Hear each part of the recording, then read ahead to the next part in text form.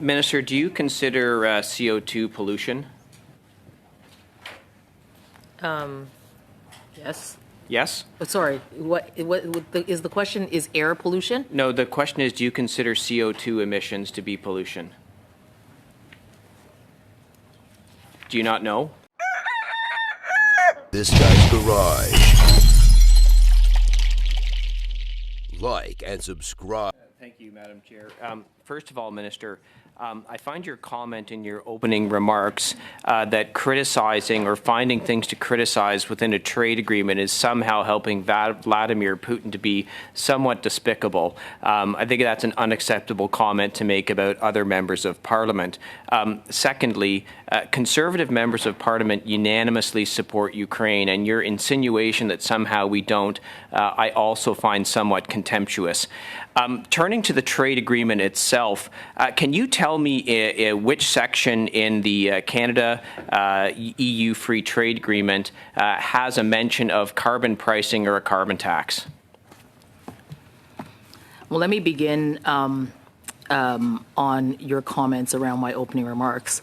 I think to suggest that the government of Canada took advantage of Ukraine when exactly the opposite was done was something that I should put on record and clarify. When a member calls this legislation woke, I would like to suggest what would woke mean. Is it because there are progressive elements in it that protect the environment, that provide opportunities for small and medium-sized businesses, that for the very first time has a chapter for Indigenous trade opportunities? And to your question around the EU Free Trade Agreement, we're so proud of CITA because of its standards. Proportional time for question and response. So what section in CITA has a carbon tax or a carbon price? CITA has provisions that protect the environment. It does not have anything in there on a carbon tax or a carbon price. CPTPP, what section of CPTPP talks about a carbon tax or a carbon price? I respect those questions, but I thought I was here talking about Canada-Ukraine Free Trade Agreement. If you don't know the answer to the question, you can just say that, Minister. What section of CPTPP has a carbon price or a carbon tax in it? What I would say is that in those agreements, CPTPP and in CITA, there are strong provisions to protect the environment. And it's in fact those very provisions where you are seeing reports from the chief economist where exports by Canadian exporters, particularly around environmental goods, have actually increased. So there are good benefits for Canadian businesses. But there's no actual section that mentions a carbon price or a carbon tax in either of those agreements. Is that correct? Both of those agreements have strong environmental provisions, and we're really proud about that. If you can't answer the question, that's fine. What about in CUSMA? What section in CUSMA has a carbon tax or a carbon price in it? You can just tell us the section. If you don't know, you can say, I don't know, rather than talking about other aspects of that agreement.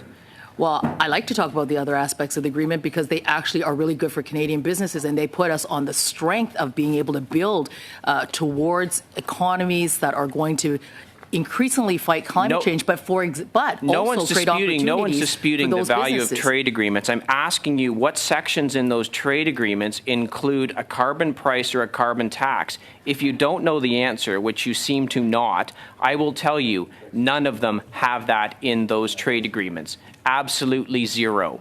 So why would you include in a trade agreement at a country in the middle of a war a carbon tax? How can that possibly help Ukraine? You talked about aiding Vladimir Putin. Putting a carbon tax into a trade agreement absolutely aids Vladimir Putin. Well, let me share with you, and I think you know, and I think you would agree, that the energy sector is really important to the Canadian economy. And in fact, it was on the signing of this, the completion of this agreement by the two leaders of the country, that that Aecon Group here in Canada, along with Ukraine Hydro Energo, signed a cooperation agreement to develop a partnership agreement on the construction of hydroelectric power plants in Ukraine. It's agreements like this, it's an agreement like this that actually enables companies to do exactly that around providing energy security and to work with Ukraine as they are rebuilding so that they are not only fighting climate change, but they are actually dealing with energy security in the country. That's interesting. You didn't answer my question, which is fine, but that's interesting on energy security. You've got absolutely nothing in this trade agreement on energy security, do you? There's no chapter on it, but there's a chapter that puts in a carbon tax. Am I correct there? This agreement is a terrific agreement because it provides the conditions for businesses to be a part of that rebuild effort in Ukraine, and you saw that with this really important Canadian company that builds all around the world, and certainly to do a hydroelectric power plant in Ukraine, I think is something quite remarkable. So I congratulate that company. Where's the section in the agreement that talks about electric capacity generation or natural gas development? Ukraine has some of the largest natural gas deposits in Europe. You talk about confronting Vladimir Putin. The best way to do that is to take away his energy money that he gets. Where's the section to develop the LNG resources for Ukraine in this agreement? I think that the agreement in itself that actually provides greater certainty, and with the new chapters on services, which are engineering services that will actually come from the ancillary work that comes, for those companies to be in that space. So there's no section on that. So effectively, in Canada, you and the Prime Minister are pausing the carbon tax on certain parts of Canadians, while at the same time imposing a carbon tax in a trade agreement on a country in the middle of the war. I think your priorities on this trade agreement are absolutely wrong. Thanks. Minister, do you consider CO2 pollution?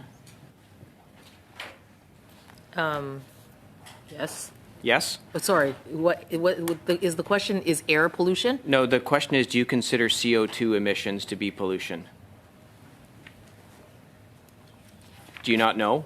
I don't know. Okay. You don't know.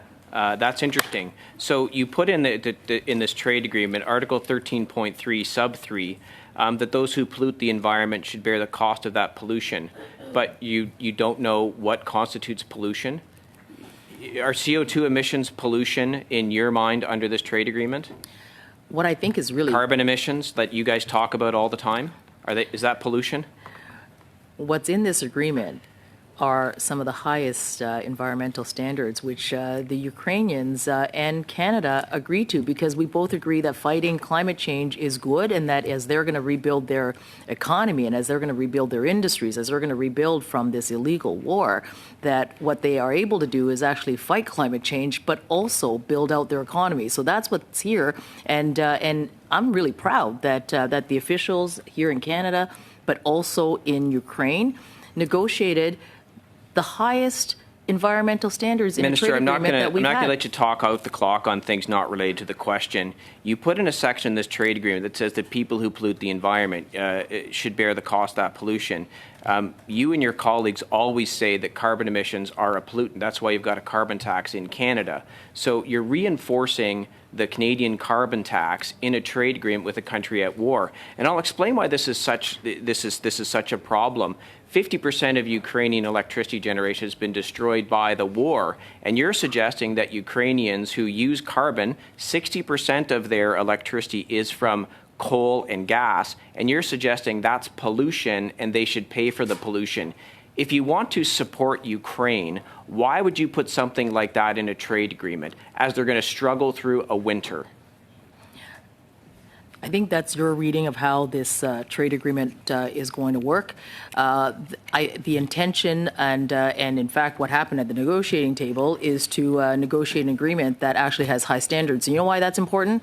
Because if I look at the investments that have come into Canada for electricity generation, for battery production, It's precisely because Canada has a competitive regime that puts a price on pollution. And if you look at that internationally, that's actually creating confidence among investors, global investors.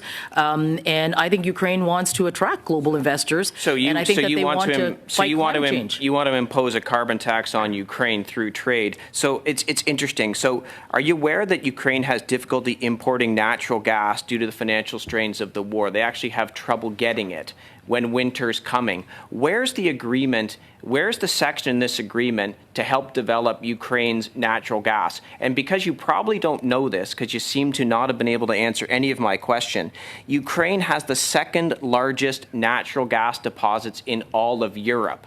So rather than putting in a section to say we're going to use Canadian expertise, we're very good at this, to help develop Ukrainian natural gas, so that would also, they could export it, defund Putin's war machine, which is critical. Instead of doing that, you put in a section saying that the Ukrainian person heating their home with coal-fired electricity or LNG electricity is a polluter. That's your priority? Our priority is to stand with Ukraine.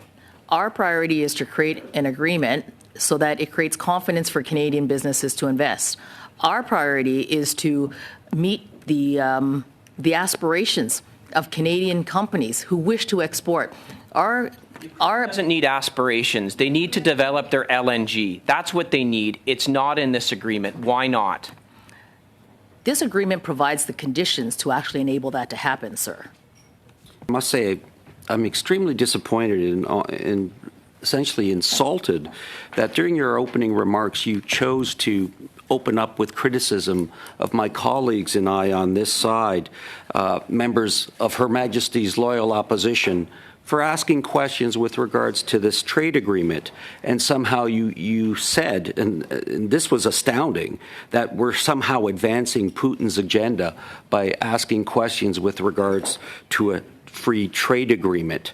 I just wanted to bring some, factual information forward. I mean, it must be remembered, it was a conservative government in 1991 when Canada became the first Western country to recognize Ukraine's independence from the Soviet Union. And it was a previous conservative government led by Stephen Harper that Canada undertook Operation Unifier, to bolster Canadian military training of our armed forces of the Ukraine.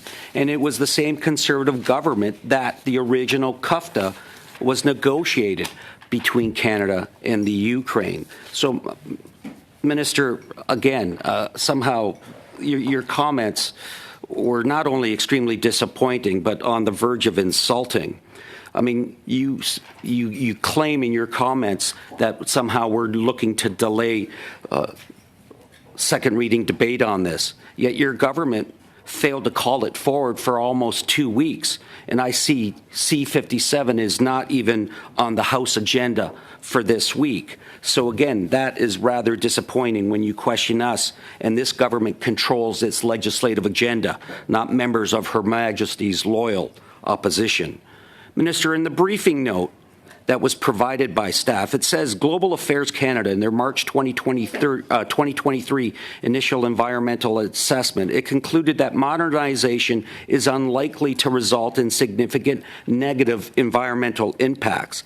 Yet, within this agreement on Chapter 13, it talks about carbon pricing, a carbon tax, and measures to mitigate carbon leakage. I just wanted to ask, are those type of provisions included in CUSMA, CETA, and the CPTPP agreements that currently exist?